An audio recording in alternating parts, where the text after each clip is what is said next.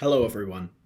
My name is Christian Thayer, and as you can probably tell by the title slide, today I'm going to be talking about horseshoe crabs and why we need to protect them. If you're anything like me growing up in southeastern Massachusetts, you remember the excitement of the summer beach day. A chance to go out and have fun in the sun and sand was also a chance for me to interact with my favorite form of marine wildlife, the horseshoe crab. Often just the chance to see one scutter along the shoreline was enough to make my day. My parents, though, would tell me stories of their own childhoods in the 50s and 60s, when horseshoe crabs were much more abundant. So what happened? In this presentation, I'll be going over the basics of what horseshoe crabs are, why we are responsible for their decline, and the steps we can take to protect their future. What is a horseshoe crab?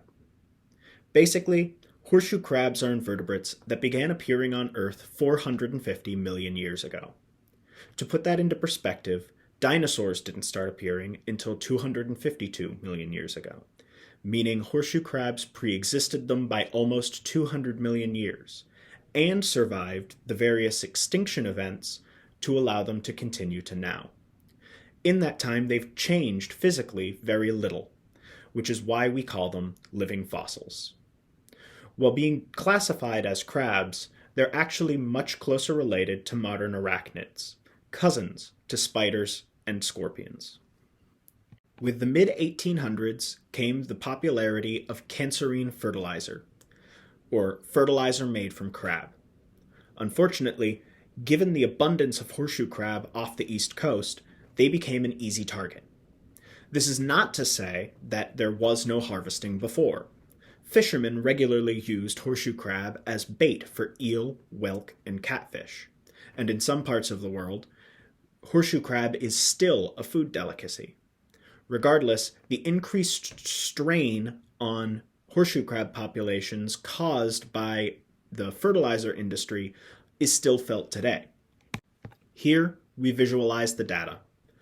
As can be seen in the bar graph, there were two major booms in horseshoe crab harvesting, the first in the 1870s and the second in the 1930s. During both booms, we averaged 4 million horseshoe crabs harvested a year, and the results of that would be irreparable. After the second boom, populations of horseshoe crabs never rebounded, and as fishing became more difficult, the fertilizer industry would give up, and large-scale commercial operations would cease in the 1960s. So, I hear you ask, if large-scale harvesting operations ceased in the 1960s, why does it matter today? Well, in 1956, researcher Fred Bang wrote a report on the discovery of Limulus amoebocyte lysate, a clotting agent, in the blood of horseshoe crabs. This clotting agent would gel up when it came in contact with dangerous bacteria, as little as 1 part per trillion. This made it possible to test drugs, products, and devices that would come in contact with blood. Before this, methods of testing those materials required injecting rabbits, which was expensive, time-consuming, inaccurate, and drew the ire of humane societies. This meant a return to form, as large-scale harvesting operations resumed when, in 1977, the FDA approved the use of LAL. LAL assays, or contamination tests, quickly became not just a standard practice, but a requirement along every step of the way when it came to medical devices that are in contact with blood and injectable medicine. What I'm trying to say is, if you have ever had a successful vaccination, you can thank the horseshoe crab for the lack of contaminants. Modern harvesting looks a lot different than old harvesting, though. For one, the point is not to kill the horseshoe crab. Instead, in a process that takes 24 to 72 hours, horseshoe crabs are rounded up, pierced around the heart, drained of 30% of their blood, and then released miles from where they were picked up to prevent overbleeding. While death is not the intended purpose of these harvestings, unfortunately it does happen, and 10 to 30% of those captured for bleeding will die before release.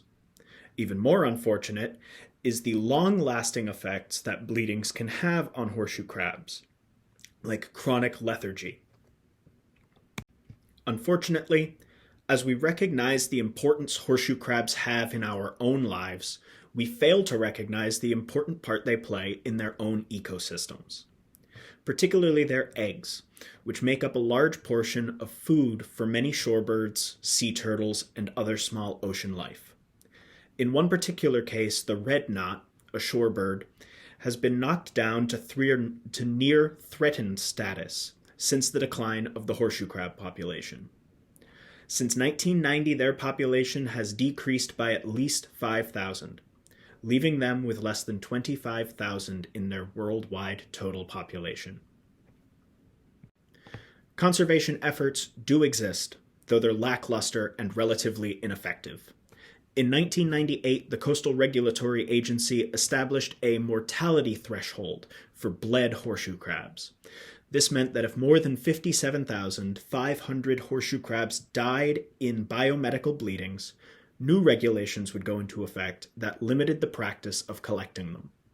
Since 2007, that threshold has been met or exceeded every year, excluding 2016, with no repercussions. But the biomedical industry isn't the only industry at fault. Fishermen still use horseshoe crabs as bait for eel, whelk, and catfish. In fact, New Jersey is the only state that has outlawed the harvesting of horseshoe crabs for anything other than biomedical purposes. East Coast states still allow this freely or with a permit.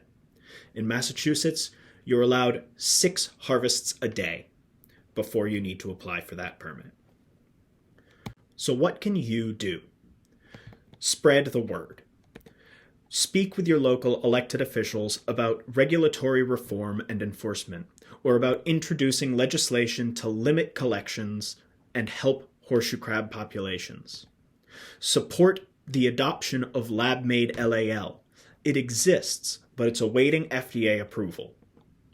Say no to coastal developments that destroy spawning grounds, like bulkheads and breakwaters. And then, when you're at the beach, be mindful that you're encroaching on their territory. Horseshoe crabs have existed for 450 million years and survived 5 major extinction events. Don't let us be what ends them. Thank you.